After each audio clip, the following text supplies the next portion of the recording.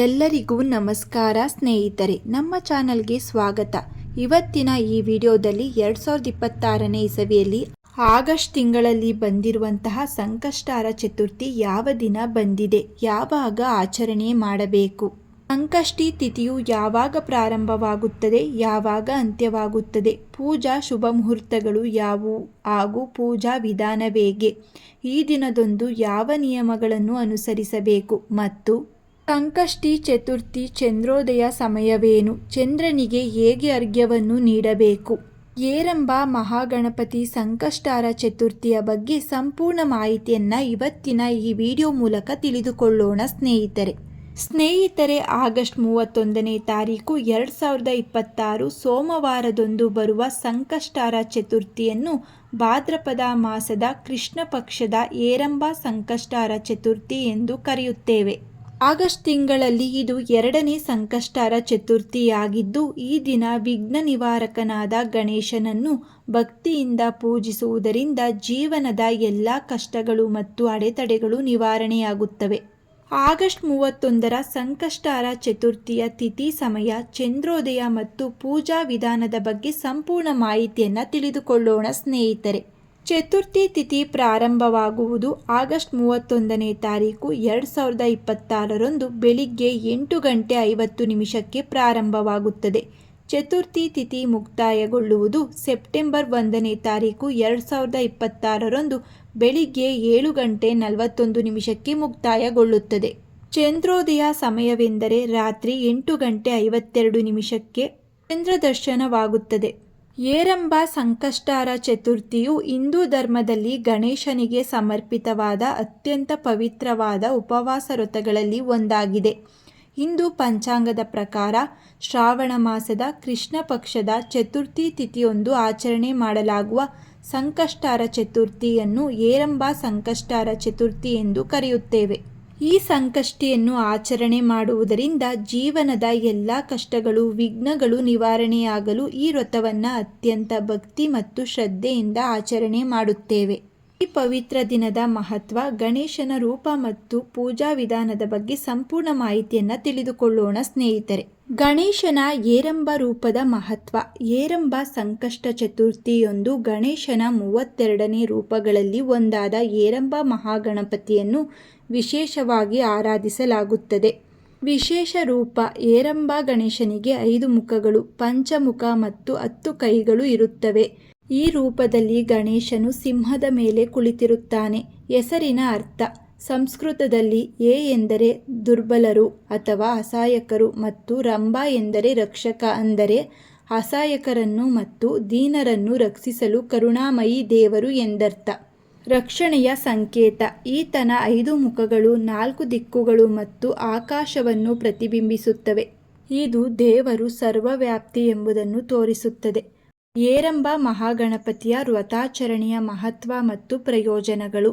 ವಿಘ್ನ ನಿವಾರಕ. ಈ ದಿನ ವ್ರತ ಆಚರಿಸುವುದರಿಂದ ಜೀವನದಲ್ಲಿ ಎದುರಾಗುವ ದೊಡ್ಡ ಅಡೆತಡೆಗಳು ಮತ್ತು ಕಷ್ಟಗಳು ದೂರವಾಗುತ್ತವೆ. ಭಯ ನಿವಾರಣೆ. ಏರಂಬ ಗಣಪತಿಯನ್ನು ಪೂಜಿಸುವುದರಿಂದ ಆಂತರಿಕ ಭಯ ದೂರವಾಗಿ ಧೈರ್ಯ ಮತ್ತು ಆತ್ಮವಿಶ್ವಾಸ ಹೆಚ್ಚಾಗುತ್ತದೆ. ಸಮೃದ್ಧಿ.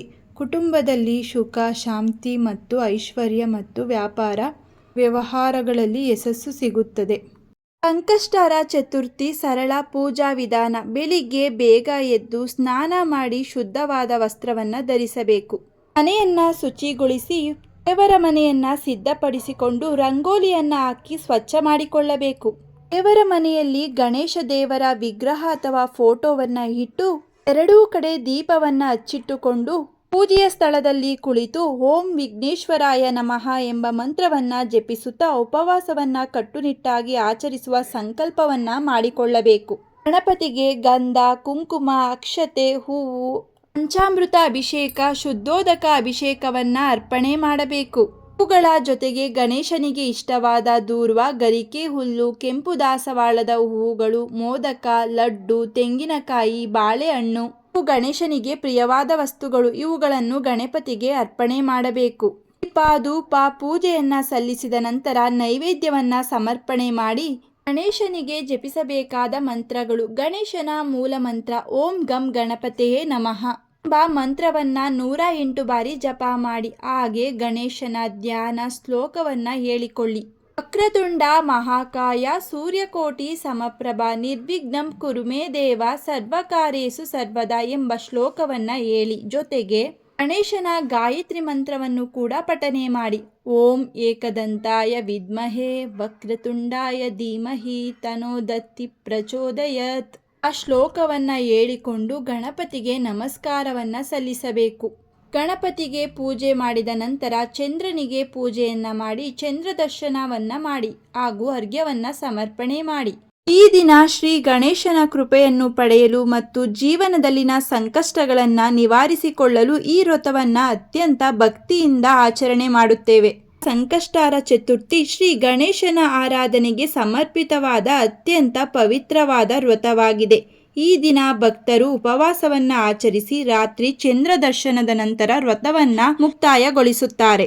ಸಂಕಷ್ಟಾರ ಚತುರ್ಥಿಯ ಪೂಜಾ ಮಹತ್ವವೆಂದರೆ ಹಿಂದೂ ಧರ್ಮದಲ್ಲಿ ಪ್ರತಿ ತಿಂಗಳ ಕೃಷ್ಣ ಪಕ್ಷದ ಚತುರ್ಥಿಯಂದು ಸಂಕಷ್ಟಾರ ಚತುರ್ಥಿಯನ್ನು ಆಚರಿಸಲಾಗುತ್ತದೆ. ಗಣೇಶನನ್ನ ಬುದ್ಧಿ, ಜ್ಞಾನ ಮತ್ತು ವಿಘ್ನ ನಿವಾರಕ ಎಂದು ಪೂಜೆ ಮಾಡುತ್ತೇವೆ. ಈ ದಿನ ವ್ರತ ಆಚರಿಸುವುದರಿಂದ ಜೀವನದಲ್ಲಿನ ಎಲ್ಲ ಅಡೆತಡೆಗಳು, ಕಷ್ಟಗಳು ಮತ್ತು ದೋಷಗಳು ನಿವಾರಣೆಯಾಗಿ ಸುಖ, ಶಾಂತಿ ಹಾಗೂ ಯಶಸ್ಸು ಲಭಿಸುತ್ತದೆ ಎಂಬುದು ಭಕ್ತರ ಗಾಢವಾದ ನಂಬಿಕೆ ಕೂಡ ಆಗಿದೆ. ಸಂಕಷ್ಟಾರ ಚತುರ್ಥಿ ಸಮಯ ಮತ್ತು ಮುಹೂರ್ತಗಳು. ಸಂಕಷ್ಟಾರ ಚತುರ್ಥಿ ವ್ರತ ಪೂಜೆ ಮಾಡಲು ಸಮಯವೆಂದರೆ ಏರಂಬ ಸಂಕಷ್ಟಾರ ಚತುರ್ಥಿಯನ್ನು ಆಗಸ್ಟ್ 31ನೇ ತಾರೀಕು 2026ರಂದು ಸೋಮವಾರ ಆಚರಣೆ ಮಾಡುತ್ತೇವೆ. ಭಾದ್ರಪದ ಮಾಸದ ಕೃಷ್ಣ ಪಕ್ಷದಲ್ಲಿ ಬಂದಿರುವ ಏರಂಬ ಮಹಾಗಣಪತಿ ಸಂಕಷ್ಟಾರ ಚತುರ್ಥಿ ವ್ರತವನ್ನು ಆಚರಣೆ ಮಾಡುವವರು ಆಗಸ್ಟ್ 31ನೇ ತಾರೀಕು ದಿನಪೂರ್ತಿ ಪೂಜೆಯನ್ನು ಮಾಡಬಹುದು. ಆದರೆ ಈ ಸಮಯಗಳನ್ನು ಬಿಟ್ಟು ರಾಹುಕಾಲ ಮತ್ತು ಯಮಗಂಡ ಕಾಲ, ಗೂಳಿಕ ಕಾಲವನ್ನು ಬಿಟ್ಟು ಇನ್ನುಳಿದ ಸಮಯದಲ್ಲಿ ಪೂಜೆಯನ್ನು ಮಾಡಬಹುದು. ದಿನದ ಶುಭ ಮತ್ತು ಅಶುಭ ಸಮಯಗಳೆಂದರೆ ರಾಹುಕಾಲ ಅಶುಭ ಸಮಯ ಬೆಳಿಗ್ಗೆ 7:34 ಪ್ರಾರಂಭವಾಗಿ 9:10 ಇರುತ್ತದೆ. ಈ ಸಮಯದಲ್ಲಿ ಶುಭ ಕಾರ್ಯಗಳನ್ನು ಮಾಡಬಾರದು, ಪೂಜೆಯನ್ನು ಮಾಡಬಾರದು. ಅಭಿಜಿತ್ ಮುಹೂರ್ತ ಅತ್ಯಂತ ಶ್ರೇಷ್ಠವಾದ ಮುಹೂರ್ತ. ಮಧ್ಯಾಹ್ನ 11:55ದಿಂದ 12:45 ಕಾಲಾವಕಾಶವಿರುತ್ತದೆ. ಈ ಸಮಯದಲ್ಲಿ ಸಂಕಷ್ಟಾರ ಚತುರ್ಥಿ ವ್ರತವನ್ನು ಪೂಜೆಯನ್ನು ಮಾಡಬಹುದು. ಈ ದಿನದ ಪಂಚಾಂಗ ವಿವರಗಳು. ಪ್ರಭಾವ ಸಂವತ್ಸರ ದಕ್ಷಿಣಾಯನ, ವರ್ಷ ಋತು ಭಾದ್ರಪದ ಮಾಸ, ಉತ್ತರ ಭಾರತದ ಪದ್ಧತಿಯಂತೆ ಅಶ್ವಯುಜ ಮಾಸದ ಆರಂಭ.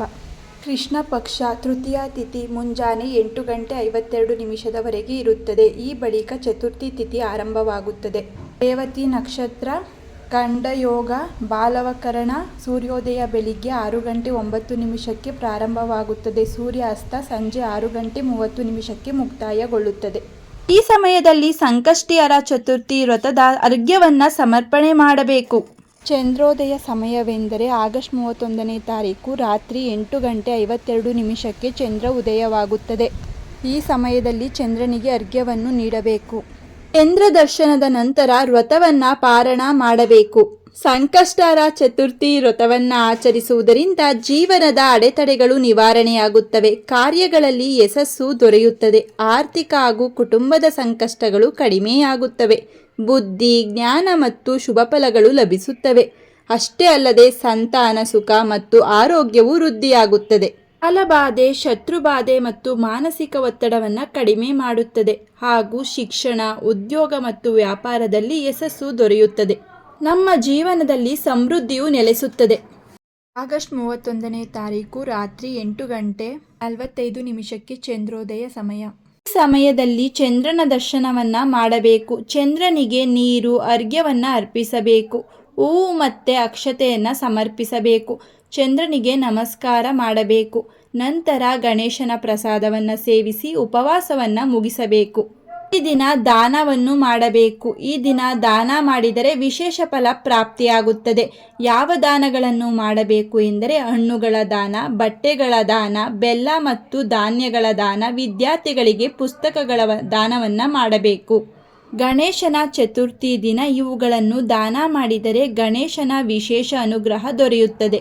ಗಣೇಶ ಚತುರ್ಥಿಯಂದು ಗಣೇಶನ ವ್ರತವನ್ನು ಮಾಡುವುದರಿಂದ ದೊರೆಯುವ ಫಲಗಳು ಯಾವುವು ಎಂದರೆ ಸಕಲ ವಿಘ್ನಗಳ ನಿವಾರಣೆಯಾಗುತ್ತದೆ. ಕುಟುಂಬದಲ್ಲಿ ಸುಖ ಶಾಂತಿ ದೊರೆಯುತ್ತದೆ. ಆರ್ಥಿಕ ಪ್ರಗತಿಯಾಗುತ್ತದೆ. ವಿದ್ಯಾರ್ಥಿಗಳಲ್ಲಿ ವಿದ್ಯೆ ಮತ್ತು ಬುದ್ಧಿವರ್ಧನೆಯಾಗುತ್ತದೆ.